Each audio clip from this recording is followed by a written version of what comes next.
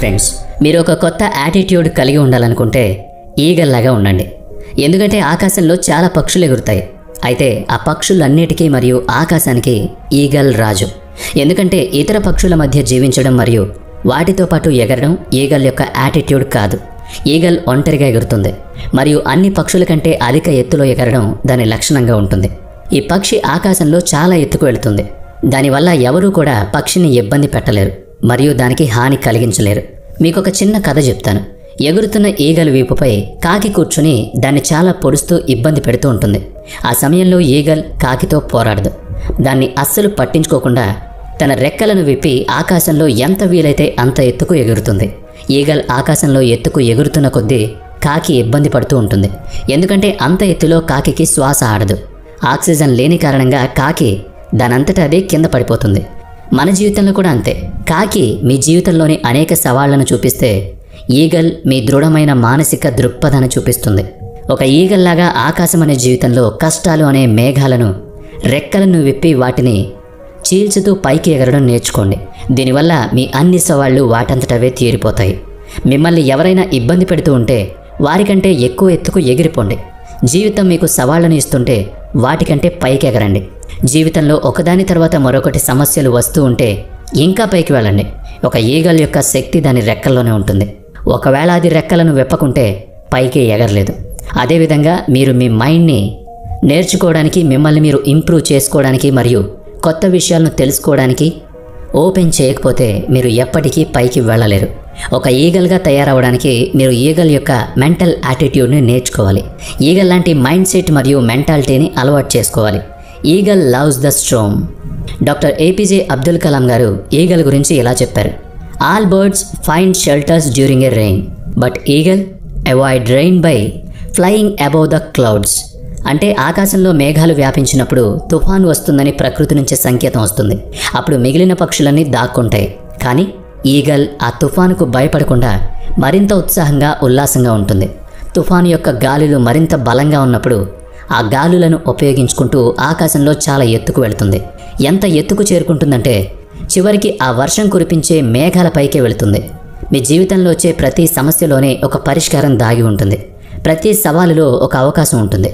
మీరు ఆ సమస్యలను మరియు సవాళ్లను అధిగమించినప్పుడు మీకు చాలా అవకాశాలు లభిస్తాయి. Every challenge brings a great opportunity with it అని నెపోలియన్ హిల్ అన్నారు. మీరు కూడా ఈగల్లాగా జీవితంలో వచ్చిన సమస్యలను సెల్ఫ్ డెవలప్మెంట్ కోసం దొరికిన అవకాశంగా మార్చుకోవాలి. అప్పుడే మీరు చాలా ఎత్తుకు ఎగరగలుగుతారు. Eagle always remove soft grass from the nest. Eagle యొక్క గూడులో ఎప్పుడూ మృదువైన గడ్డి ఉండదు. మీకు తెలుసా? ఈగల్ మెత్తటి గడ్డిని తన గూడులో నుంచి విసిరిపాడేస్తుంది. ఎందుకంటే ఒక ఈగల్కి గూడులో కూర్చోవడం ఇష్టం ఉండదు. ఆకాశంలో ఎగరడమే దాని లక్షణం. తన గూడులో కూర్చోవాలి అనుకోదు. అందుకే అది తన గూడును వీలైనంత వరకు ముళ్లతో ఉంచుకుంటుంది. ఈగల్ తన పిల్లల కోసం మృదువాటి గడ్డిని ఉపయోగిస్తుంది. ఆ పిల్లలు పెరిగిన తర్వాత వాటిని ఆ గూడు నుంచి బయటకు పంపిస్తుంది మరియు ఆ మృదువాటి గడ్డిని కూడా తీసేస్తుంది. తిరిగి ఆ పిల్లలు ఆ గూడుకు వచ్చినప్పుడు వాటికి అది అన్కంఫర్టబుల్గా అనిపిస్తుంది. అయినప్పటికీ దాంట్లోనే అవి విశ్రాంతి తీసుకుంటాయి. కొంతకాలం తర్వాత అవి వాటి పిల్లల్ని గూటి నుంచి తీసేస్తాయి. ఈ సైకిల్ ఈ విధంగానే రిపీట్ అవుతూ ఉంటుంది. ఆ పిల్లలు గూడు నుంచి బయటకు వెళ్ళి ఎగరడం ప్రారంభించే వరకు ఈ సైకిల్ కొనసాగిస్తుంది. అవి ఒక్కసారి ఎగరడం ప్రారంభించాయి అంటే వాటికి గూడులో సుఖంగా కూర్చోవడం కంటే ఆకాశంలో స్వేచ్ఛగా ఎగరడమే వాటి లక్షణం అని అర్థమవుతుంది.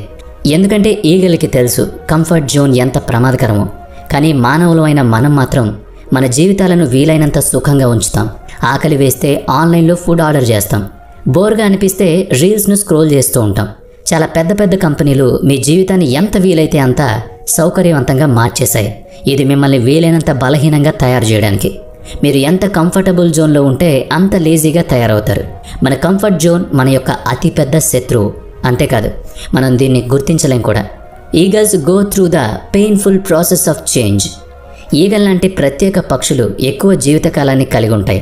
ఇవి 70 సంవత్సరాల వరకు జీవించగలవు. కానీ ఇంత వయసు వరకు చేరుకోవడానికి అవి చాలా బాధాకరమైన ప్రాసెస్ను చేస్తూ ఉంటాయి. ఈ ప్రక్రియ ఒక విధంగా వాటికి 2 జీవితాలను ఇస్తుంది. 40 సంవత్సరాల వయసులోకి రాగానే ఒక ఈగల్ యొక్క పొడవాటి మరియు పదునైన గోర్లు బలహీనంగా మారతాయి. దీనివల్ల అవి వాటి ఎరను పట్టుకోలేకపోతాయి. దాని పదునైన ముక్కు కూడా మొండి బారిపోతుంది. వాటి ఈకలు ఛాతికి అతుక్కుపోతాయి. దీనివల్ల ఎగరడానికి వాటికి చాలా ఇబ్బంది కలుగుతుంది. అప్పుడు ఈగల్స్ ఒక ఎంపిక చేసుకోవాల్సి ఉంటుంది. ఒకటి, అలానే ఉండి చనిపోవాలి. రెండవది, తనను తాను మార్చుకోవడానికి చాలా బాధ కలిగించే ప్రక్రియను ఉపయోగించాల్సి ఉంటుంది. ఈ ప్రక్రియను చేయడానికి అది తన గూడును చేరుకుంటుంది. తన ముక్కు విరిగిపోయేదాకా రాయికి వేసి బలంగా కొడుతుంది. తర్వాత తన ముక్కు పూర్తిగా పెరిగేదాకా వెయిట్ చేస్తుంది. ముక్కు పెరిగిన తర్వాత దాన్ని ఉపయోగించి దాని గోర్లను అదే తీసేస్తుంది. తర్వాత గోర్లు పెరిగేదాకా వెయిట్ చేస్తుంది.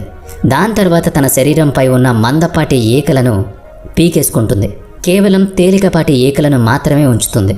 అవి కూడా తిరిగి వచ్చే వరకు ఈగల్ వెయిట్ చేస్తుంది. ఆ తర్వాత రీబర్త్ మొదలైంది, ఫ్లయింగ్ స్టార్ట్ అయింది. ఈ ప్రక్రియ తర్వాత అది మరో 30 సంవత్సరాలు ఎటువంటి ఢోకా లేకుండా హాయిగా ఎగరగలుగుతుంది, జీవించగలుగుతుంది. Why eagle fly alone? ఒక ఈగల్ మిగతా పక్షులన్నిటికంటే చాలా ఎత్తులో ఎగురుతుంది. మిగిలిన ఏ పక్షి కూడా తన స్థాయికి చేరుకోలేదు. ఈగల్ మిగతా పక్షులన్నిటికంటే గొప్పదన్నని, సుప్రీంనని కింగ్లా ఫీల్ అవుతుంది. అన్ని పక్షుల కంటే గొప్ప పక్షి జాతికి చెందిందని నమ్ముతుంది. అందుకే అది ఒంటరిగా ఎగరడానికి ఇష్టపడుతుంది. ఈగల్ ఎప్పుడూ కూడా పావురం, కాకి లేదా చిలుకలతో కలిసి ఎగరదు. అది మిగతా ఈగల్స్తో కలిసి ఎగురుతుంది లేదా ఒంటరిగా ఎగురుతుంది. ఎప్పుడు కూడా చిన్న చిన్న పక్షులతో కలిసి ఉండదు. ఒకవేళ మనందరం పక్షులమే అయితే మిగతా పక్షులు అన్నిటికంటే సుప్రీంగా గొప్పగా తయారవ్వాలంటే మీరు మీ చుట్టూ ఉండే తక్కువ ఆలోచన, నిరాశ మరియు నెగిటివ్ ఆలోచనలో ఉన్న వ్యక్తులతో ఉండకూడదు. వాళ్ళకంటే ఉన్నతంగా ఉండడం నేర్చుకోండి. ఒకవేళ మీరు జీవితంలో ఏదైనా గొప్పగా చేయాలనుకుంటే అలాంటి వారికి దూరంగా ఉండడం అలవర్చుకోండి. ఎవరైతే సంకుచితంగా ఆలోచిస్తారో, పెద్దగా ఆలోచించడానికి సామర్థ్యం లేదో, ఎవరైతే ఆకాశంలో ఎగరాలని అనుకోరో వాళ్ళు మిమ్మల్ని కూడా ఎగరనివ్వరు. అలాంటి వాళ్ళతో ఉండడం కంటే మీరు ఒంటరిగా ఉండడం ఉత్తమం. మీరు పైకి ఎదగాలని అనుకుంటే ఎవరైతే మిమ్మల్ని కిందే ఉంచుతారో వాళ్ళకి దూరంగా ఉండండి. Develop a strong vision like an eagle. ఒక ఈగల్ తన ఎరను 5 కిలోమీటర్ల దూరం నుంచి చూస్తుంది. అంతేకాదు, అది తన లక్ష్యాన్ని లాక్ చేసిన తర్వాత దాని లక్ష్యం చాలా స్పష్టంగా ఉంటుంది. ఆ లక్ష్యాన్ని చేరుకునే ప్రాసెస్లో ఇంక వేటిని చూడదు. ఎన్ని చెట్లున్నాయి, అక్కడ మనుషులున్నారా, వేట ఎంత ప్రమాదకరమైంది, అక్కడ చేరుకోవడం ఎంత కష్టం అనే విషయాలు దాని మైండ్లోకి రావు. ఏం చేసైనా సరే తన లక్ష్యాన్ని సాధించాలి అనుకుంటుంది. తన లక్ష్యాన్ని సాధిస్తుంది కూడా. ఒక ఈగల్కు తిండి ఎలా దొరుకుతుంది? తను ఎలా బతుకుతుంది? తన కోసం ఎవరైనా నీళ్లు నింపారా? రేపు ఏ విధంగా గడుస్తుంది? రేపు తనకు ఆహారం లభిస్తుందా అన్న విషయాల గురించి ఏనాడు కూడా అది చింతించదు. వీటన్నిటినీ అది పట్టించుకోదు. అది ఆకాశంలో ఎగురుతూ తన ఆహారాన్ని సమకూర్చుకుంటుందంతే. తన ఎర తన వద్దకే రావాలి అని కోరుకోదు.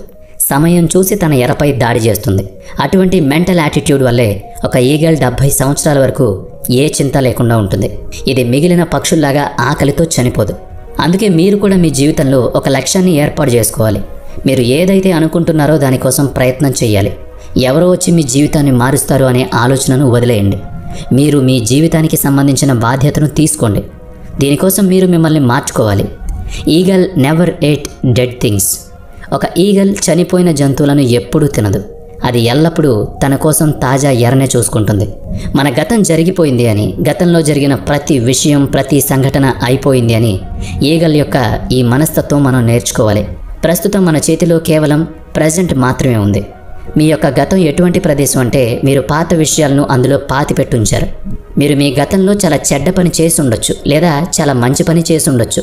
వీటి గురించి ఆలోచిస్తూ మీరు మీలో వివిధ భావోద్వేగాలను అభివృద్ధి చేస్తున్నారు. అది మిమ్మల్ని లోపల నుంచి బలహీనంగా తయారు చేస్తుంది. ఒకవేళ మీరు మాటి మాటికి గతం గురించి ఆలోచిస్తూ ఉంటే ప్రజెంట్లో ఏ విధంగా బ్రతకగలుగుతారు? ప్రజెంట్లో మీరు మీ ఫ్యూచర్ని డెవలప్ చేసుకోవాలి. మీ యొక్క బెస్ట్ వెర్షన్ని తయారు చేసుకోవాలి. ఈ విషయాలపైనే మీ ఫోకస్ అంతా ఉండాలి. అంతేగాని బాధల గురించి పదే పదే బాధపడుతూ ఉండకూడదు. గతం అనేది అయిపోయిన సంఘటన. దాని గురించి బాధపడుతూ ప్రజెంట్ను వృధా చేసుకోవద్దు. ఒకవేళ ఈగల్ తన ఎరను మిస్ చేసిందనుకోండి, అది కూర్చుని బాధపడుతూ ఉండదు. కొత్త ఎర కోసం ప్రయత్నాలు చేస్తూ ఉంటుంది. మీరు కూడా ఒక ఈగల్లాగా మారండి. మీ గతాన్ని మర్చిపోండి. ప్రజెంట్లో జీవిస్తూ భవిష్యత్తును గొప్పగా ఊహించుకోండి. మరి ఈ వీడియో మీకు నచ్చినట్లయితే లైక్ చేయండి, షేర్ చేయండి. ఇప్పటి వరకు మన ఛానల్ని సబ్స్క్రైబ్ చేసుకున్నట్లయితే ఇప్పుడే సబ్స్క్రైబ్ చేసుకుని పక్కనే ఉన్న బెల్ ఐకాన్పై క్లిక్ చేయండి. నెక్స్ట్ వీడియోలో మళ్ళీ కలుద్దాం. Thanks for watching.